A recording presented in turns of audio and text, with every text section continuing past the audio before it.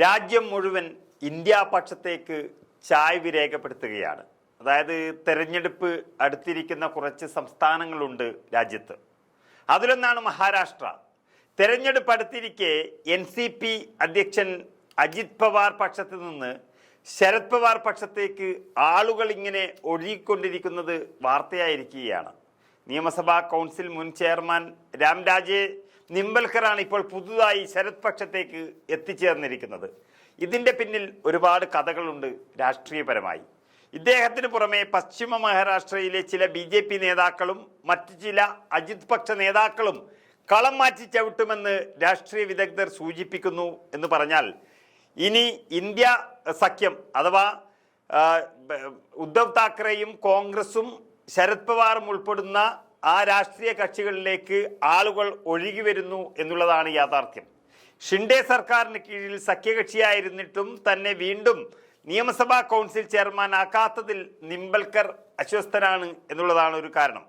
2022 അദ്ദേഹത്തിൻ്റെ കാലാവധി കഴിഞ്ഞതിന് ശേഷം ആർക്കും നൽകാതെ ഈ പദവി അങ്ങനെ തന്നെ ഒഴിച്ചിട്ടിരിക്കുകയാണ്. നിംബൽക്കറുടെ പാർട്ടി മാറ്റവുമായി ബന്ധപ്പെട്ട് ഔദ്യോഗിക പ്രഖ്യാപനങ്ങൾ ഇതുവരെ വന്നിട്ടില്ല. എങ്കിലും സതാരയിൽ നടക്കുന്ന പൊതുപരിപാടിയിൽ തീരുമാനമുണ്ടാകുമെന്നാണ് കരുതുന്നത്. അജിത് പക്ഷ നേതാവായ ഫാൽത്തൻ MLA ദീപക് ചവാൻ ശരത് പക്ഷത്തേക്ക് വന്നേക്കുമെന്ന റിപ്പോർട്ടുകളും ഇതിനിടയിൽ വന്നിട്ടുണ്ട്. NCP പിളർത്തിയ അജിത് പവാറിനോട് ശരത് പവാർ ക്ഷമിച്ചേക്കുമെന്ന് അജിത്തിന്റെ സഹോദരൻ ശ്രീനിവാസ് പവാർ വ്യക്തമാക്കിയ കാര്യമാണ് ഇപ്പോൾ മഹാരാഷ്ട്രയിൽ വലിയ രീതിയിൽ അലയടിക്കുന്നത്. കാരണം ശരത് പവാർ ശരിക്കും പറഞ്ഞാൽ ഒരു രാഷ്ട്രീയ കാരണവരാണ്. മഹാരാഷ്ട്രയിൽ മാത്രമല്ല ഇന്ത്യൻ രാഷ്ട്രീയത്തിൽ തന്നെ ശരത് പവാറിനുള്ളൊരു വില എന്ന് പറയുന്നത് അദ്ദേഹത്തെ മുഖവിലക്ക് എടുക്കാതെ ഒരു രാഷ്ട്രീയ പാർട്ടിക്കാരും മുന്നോട്ട് പോകാറില്ല. പക്ഷേ അദ്ദേഹത്തെ ചതിച്ചത് അദ്ദേഹത്തിൻ്റെ അനന്തരവൻ അജിത് പവാർ മാത്രമാണ്. അതിപ്പോൾ തിരിച്ചു പറയേണ്ടി വന്നിരിക്കുന്നു എന്നുള്ളതാണ് ഏറ്റവും വലിയ സത്യം. ശരത് പവാറിനൊപ്പം നിലകൊള്ളുന്നയാളാണ് ശ്രീനിവാസ് പവാർ എന്നുള്ളതാണ് ഇതിൻ്റെ ഏറ്റവും വലിയ പ്രത്യേകത. ശരത് പവാറിൻ്റെ സഹോദരൻ്റെ മക്കളാണ് അജിത്തും ശ്രീനിവാസും. പവാറിന് രാഷ്ട്രീയവും കുടുംബവും രണ്ടാണ്. അദ്ദേഹം നേരത്തെയും അജിത്തിനോട് ക്ഷമിച്ചിട്ടുണ്ട്.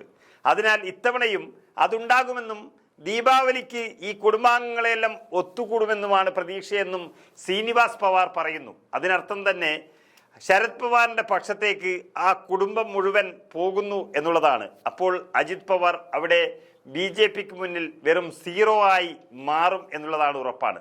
ശരത് പവാറിൻ്റെ മകൾ സുപ്രിയ സുലെക്കെതിരെ അജിത് പവാറിൻ്റെ ഭാര്യ സുനേത്രയെ ലോക്സഭാ തെരഞ്ഞെടുപ്പിൽ മത്സരിപ്പിച്ചതോടെയാണ് അന്ന് ഭിന്നത രൂക്ഷമായത്.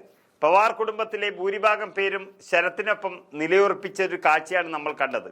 ജനവികാരവും ശരത് പവാറിന് അനുകൂലമായിരുന്നു. തെരഞ്ഞെടുപ്പ് പരാജയത്തിന് പിന്നാലെ താൻ ചെയ്തത് തെറ്റായിപ്പോയെന്നും സഹോദരിക്കെതിരെ ഭാര്യയെ മത്സരിപ്പിക്കരുതായിരുന്നെന്നും അജിത് പ്രതികരിച്ചിരുന്നു. ശരത് പവാറിനെ പരിഹസിച്ചുകൊണ്ടുള്ള പരാമർശങ്ങളിൽ നിന്നും അജിത് പവാർ പിന്മാറി. ലോക്സഭാ തെരഞ്ഞെടുപ്പിൽ ശ്രീനിവാസ് പവാറിൻ്റെ മകൻ യോഗേന്ദ്രയാണ് സുപ്രിയ സുലെയുടെ പ്രചരണത്തിന് ചുക്കാൻ പിടിച്ചത്. ഇനിയും ബാരാമതി മണ്ഡലത്തിൽ മുഴുവനായും യോഗേന്ദ്ര പവാറാണ് ഇനി അജിത് പവാറിൻ്റെ ഒരു എതിരാളിയായി വരാൻ പോകുന്നത്. ബാരാമതി നിയമസഭാ മണ്ഡലത്തിലെ സിറ്റിംഗ് MLA ആയ അജിത്തിനെതിരെ യോഗേന്ദ്രയെ മത്സരിപ്പിക്കാനാണ് ശരത് പക്ഷം പദ്ധതിയിടുന്നത്. അത് വെറും മത്സരം മാത്രമല്ല, അജിത് പവാർ എന്ന ഉപമുഖ്യമന്ത്രിയെ സ്വന്തം തട്ടകത്തിൽ തോൽപ്പിച്ചു കൊടുക്കാനുള്ള കഴിവും ഈ യോഗേന്ദ്ര പവാറിനുണ്ടാകും എന്നുള്ളത് ഉറപ്പാണ്. അതുകൊണ്ട് ഇന്ത്യ മുന്നണി മഹാരാഷ്ട്രയിൽ വലിയ മുന്നേറ്റമാണ് നടത്തിക്കൊണ്ടിരിക്കുന്നത് എന്നുള്ളതിൻ്റെ സൂചനയാണ് നമുക്ക് ലഭിച്ചുകൊണ്ടിരിക്കുന്നത്.